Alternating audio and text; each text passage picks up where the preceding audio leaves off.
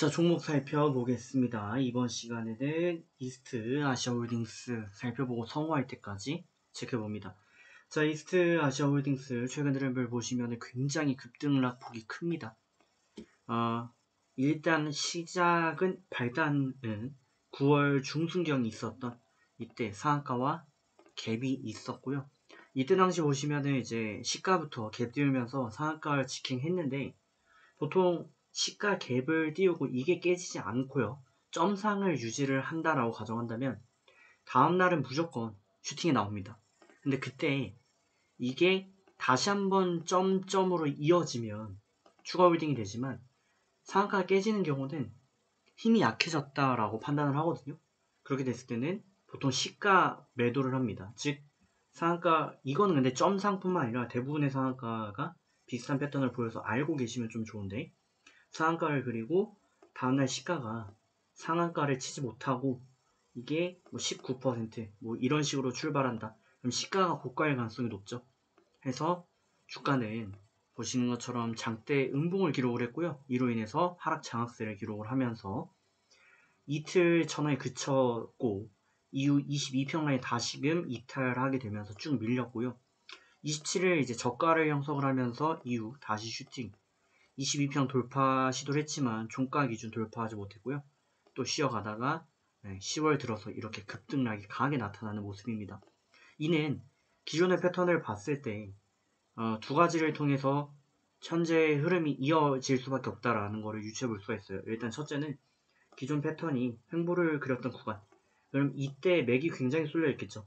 그럼 이 구간을 중심으로 일단 폭등을 했을 거고 주가 역시 이 구간대를 중심으로 이어갈 겁니다. 그래서 250을 종가 기준 돌파 마감하지 못하고 있는 현재 상황인 것이고 둘째는 이때 급등을 하게 되면서 이때 맥이 굉장히 쏠렸었겠죠.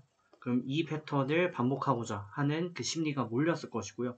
그에 따라 슈팅이 형성되지만 역시 정고점 돌파를 하지 못하는 그런 흐름이 나타났습니다. 근데 주의 깊게 보면 결국에는 어떤 걸 귀결이 되냐면 2평 밀집 배열 밴드 구간에 귀결이 됩니다. 이 구간이 굉장히 강한 지지 포인트였는데 시장 때문에 어쩔 수 없이 밀고 내려갔던 측면이 있거든요.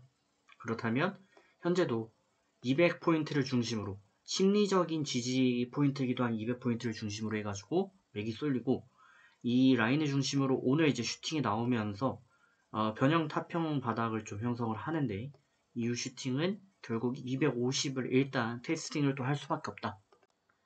즉 좋게 말씀을 드리면 250까지 슈팅을 그릴 확률이 굉장히 높다. 근데 나쁘게 말하면 이걸 뚫을지는 모르겠다. 지금 그런 상황이 되고 있습니다.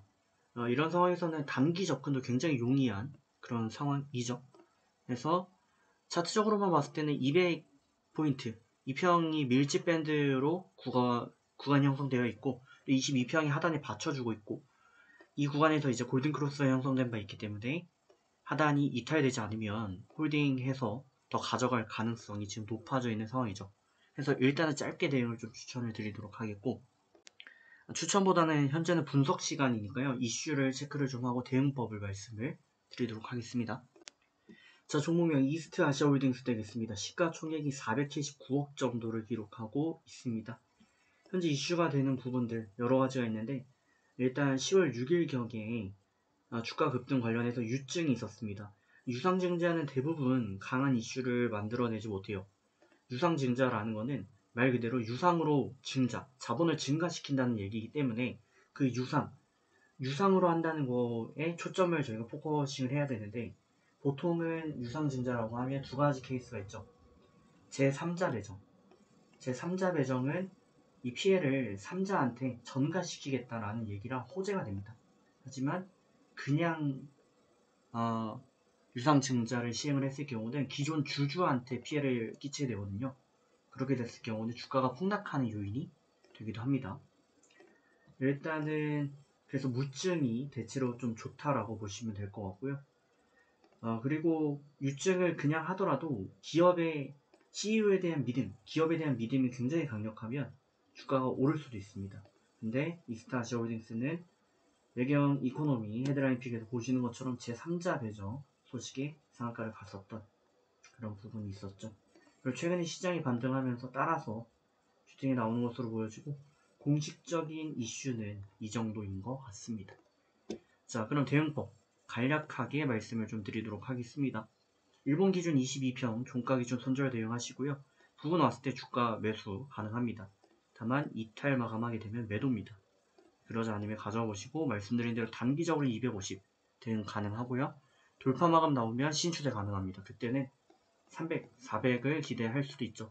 그 전까지는 단기 목표 250입니다. 자, 두 번째로 살펴볼 종목은 성우하이텍입니다.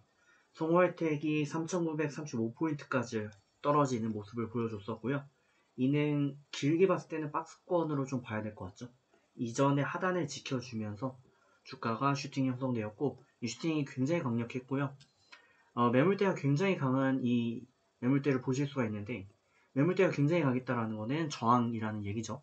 그래서 대략 한 5,500에서 이제 5,750 사이에 형성되어 있는 밴드 이거를 돌파 마감하기 굉장히 힘든데 오늘 꽤 나쁘지 않은 모습을 보여줬습니다. 특히 윗꼬리로는 6,000대도 터치를 했기 때문에 종가 기준 돌파는 좀 애매할 수도 있지만 얼마든지 나 6,000까지 갈 수 있어 라는 거를 보여줬다 라고 보시면 될 것 같아요. 중장기라면 뭐 말씀드린 대로 박스권을 이어가고 있는 거고요. 기존 패턴상 이 저항대를 돌파하면 중심대였네요. 그죠? 이전에는 하단권이었고 동시에 중심대 역할을 이어왔던 구간입니다. 이거를 강하게 돌파를 해주면 더 갈 수 있는 패턴일 텐데 저희가 이런 거는 보통 이제 실시간으로 보고 대응을 좀 해줘야 되는 스타일이거든요. 그래서 일반 분들 대응이 쉽지가 않으실 거예요. 그래서 대응 방법에 대해서 말씀을 좀 드리도록 하겠고 일단 이슈 보고 오겠습니다.